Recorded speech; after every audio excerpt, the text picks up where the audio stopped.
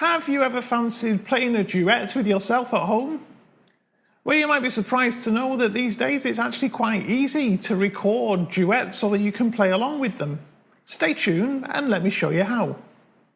Are you sitting comfortably? Then let's begin.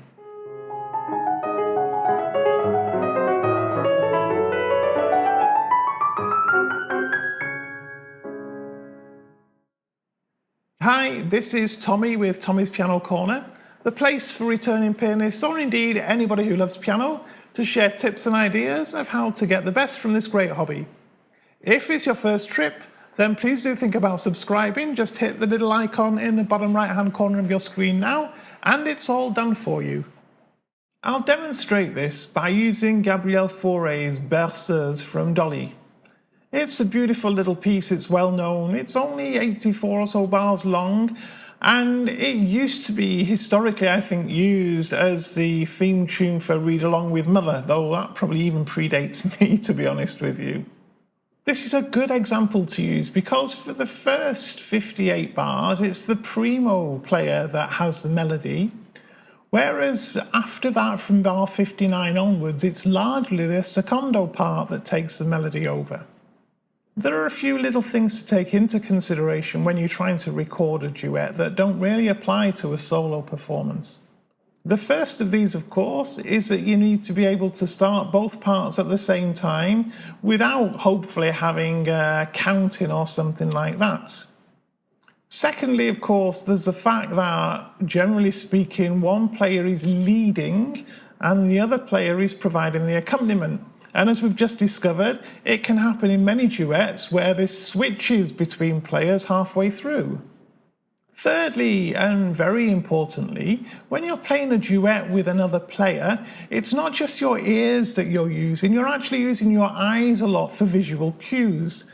So if you were playing a duet with a violin or a cello, for example, you might watch the way the player moves the bow, the way their body moves. They might nod their head. When you're playing with a pianist, you can see their hands, you can watch what they're doing. And of course, this is very important with classical music in the sense that we very, very rarely play to an absolutely strict tempo. There's always a little bit of ebb and flow, and it's these visual cues that largely help you to follow that when you're trying to accompany somebody. Nonetheless, with a little thought, these problems are actually easy enough to get around. The first thing we need to do is a little bit of planning about how we're going to record this. Of course, the music is written for two pianists sitting next to each other at the same piano, playing separate parts from beginning to end. However, if we try to record it like that, it won't necessarily work particularly well. The first issue that we had before was to make sure that both pianists can come in at the same time without needing a counting. Well, here, luckily, there's a 2-bar introduction in the secondo part, so we don't need to worry too much about that. We can start with the secondo part, and that means that the tempo is then set nice and easily for the primo player to come in. So you might think it would make sense to record the secondo part from beginning to end and then add the primo afterwards. However, that wouldn't work particularly well simply because you'd be then in a position where you're trying to make the lead part, the melody part, if you like, follow the accompaniment. Whereas in real world music, the accompanist will follow whoever is leading. So with this piece of music then, the best way to go about recording it is we'll do the first 2 bars of the secondo part, then we'll move on to the primo part, right up until bar 59, at which point we'll switch back to the secondo part where it takes over the melody and then play the secondo to the end. This means that we'll get a far better musical result because in actual fact, we're focusing on the lead part first and then we're going to add the accompaniment afterwards. Of course, if this was a piece where the melody was in, say, the primo part from beginning to end, then it would simplify matters a little for us as we could just record that part first. Note that I'll be recording the audio only using my Shure MV88 mic plugged into my iPhone 6 so that I'm able to then do some audio processing later on in Garageband as I've shown you before. However, Whilst this initial recording might have helped us set the overall musical footprint far better than recording only one of the parts, it still gives us the issue of how do we keep the coordination between them good. And in fact, to do this, it's actually quite simple. What we're going to do to start with is that we're simply going to video record as well our playing of this first recording. Doing this though will give us one tiny technical problem that I've explained before. When you have a separate audio and video recording and you combine the two together, there's a tiny little lag that can develop, which at first you don't notice, but as you get a minute or two or three into the video, you start to see that the audio and the video are becoming unsynchronized. So to fix this, we'll just quickly load both of the files into iMovie, and then using the speed editor on the video recording itself, not the audio recording, we'll adjust that so that the two remain in sync right the way to the end, and I've shown you how to do this before. The advantage then of doing this is that when we come to record the remaining part, what we'll do is we'll have the video playing at the same time so that we can accompany the video.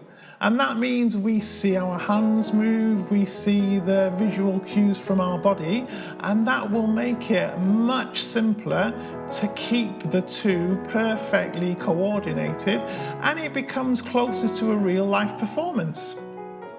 Of course, now when I come to record the rest, I already have the first two bars of the secondo recorded from my first recording. So I'll actually join in with the secondo part as the primo part starts. And that way I'm able to get into the rhythm of the music a lot more easily and keep going then until bar 59.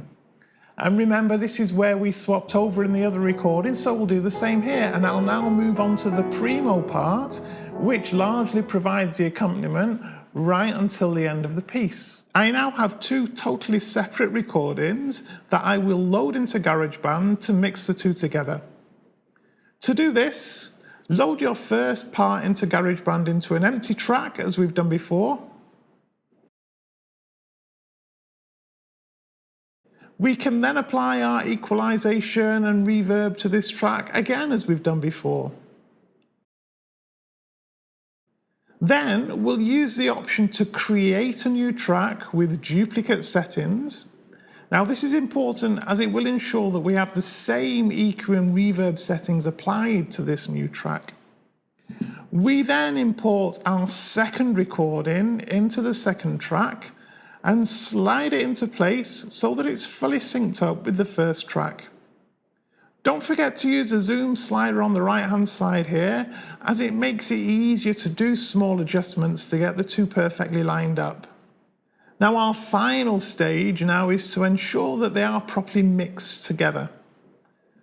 Mixing covers many things, but effectively here, all we're really going to do mostly is to adjust the volume of each track so that the accompaniment never drowns out the melody. So we can make volume changes within the piece by using what's called automation. We simply choose to show automation from the mix menu, and then on the track a horizontal line appears. Make sure that volume is selected, and then we can make small adjustments to the volume by setting a number of automation points. These are the small dots here. Then we adjust the volume up or down by dragging the automation points. You might find you need only to do this where the melody moves between parts, just to reduce the volume of the accompaniment. Once we've done this, all that remains to be done is to simply export the song from the share menu as we've done before. And we now have a single file with both players combined. Now, of course, if what you want to be able to do is to actually play along with yourself when playing a duet, then this couldn't be simpler. We simply use the video recording we created earlier, And by then bouncing the sound from that video through a Bluetooth speaker, you've got something that's loud enough to play along with, and you can watch yourself playing the other part, so that again, you've got all the visual cues that you need to keep it nice and coordinated. If you want to be really clever and spend a little bit more time, you can even superimpose the score over the top of that video recording, so that as you're watching yourself play, you're also able to read the music from the same screen. Have a go and let me know how you get on. If you haven't already, then please do subscribe to Tommy's Piano Corner. Click on that little bell icon so you're notified of new videos as and when they're released. I thank you very much for watching, and I'll see you next week.